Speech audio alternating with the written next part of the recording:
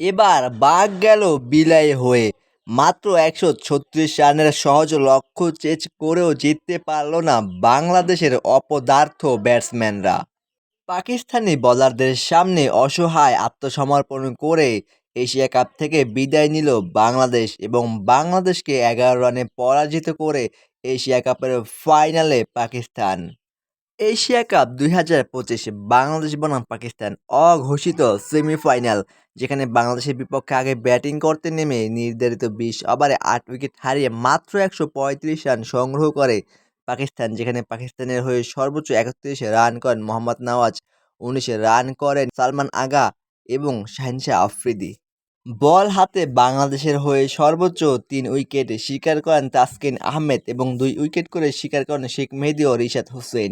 মাত্র ১৩৬ রানের লক্ষ্য তাড়া করতে নেমে ২০ ওভারে ৯ উইকেট হারিয়ে ১২৪ রান সংগ্রহ করতে সক্ষম হয় বাংলাদেশ, যেখানে বাংলাদেশের হয়ে সর্বোচ্চ ৩০ রান করেন শামীম হোসেন এবং ১৬ রান করেন নুরুল হাসান সোহান এবং রিশাদ হোসেন।